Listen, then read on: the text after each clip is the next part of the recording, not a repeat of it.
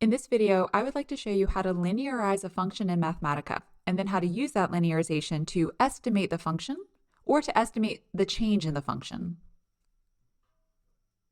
So here I have a function u of x and t, and I've defined it to be something kind of random. So t plus square root of 1 plus t squared plus sine of pi times x, all that squared, times e to the 1 minus x squared minus t squared. So we can define that. If you'd like to see this function in a way that might be easier to read, you can use the traditional form command. So here's our function u of x and t, and as you could see, it would be very hard to work with this function by hand.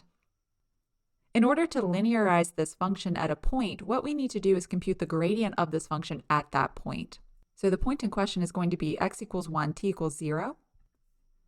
Let's do the gradient of u with respect to x and t. This is the gradient in general. You can see it's very messy, but Mathematica will evaluate that for you if you use the slash dot command. So I'm going to say slash dot x goes to 1, or basically evaluate x at 1 and t at 0. Rerun this, and that's our gradient. I'm going to call that du just to give it a name.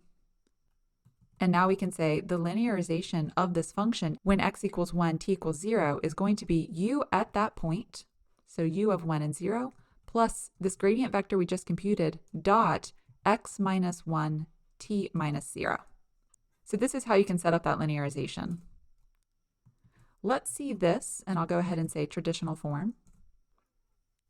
You can see that this linearized version of u is a lot easier to work with than u itself. So that's what linearization does, is it gives us a way to approximate the values of a hard nonlinear function near some anchor point, which here is x equals 1, t equals 0.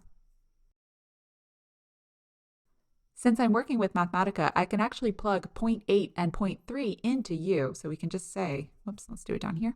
We can just say, what is u of 0.8 and 0.3?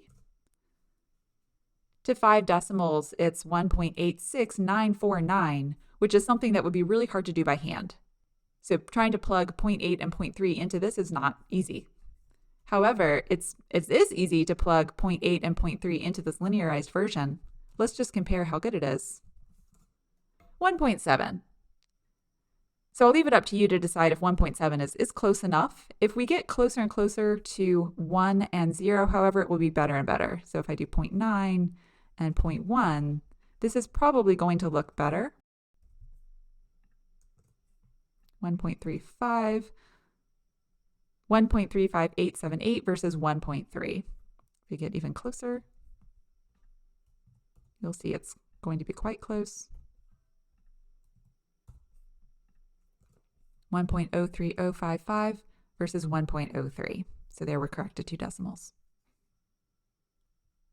To finish the problem, what we want to do is approximate the change in u as we went from 1, 0 to 0.8, 0.3.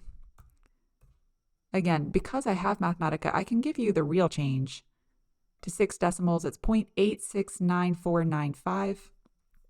But that would be hard to do by hand. However, by hand, you could do this.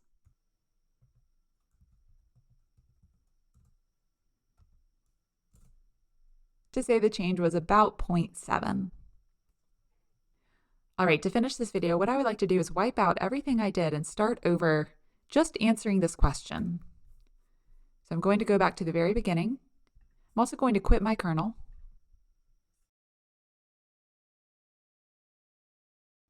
Now we're going to start afresh with u. I'm going to take the gradient of u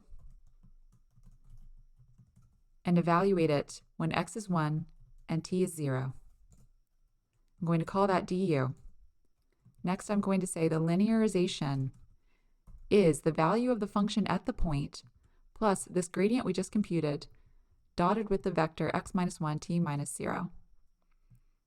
To estimate the change in u as x changes from 1 to 0.8 and t changes from 0 to 0.3 is to do L of 0.8, 0.3 minus u of 1, 0. And that finishes the question.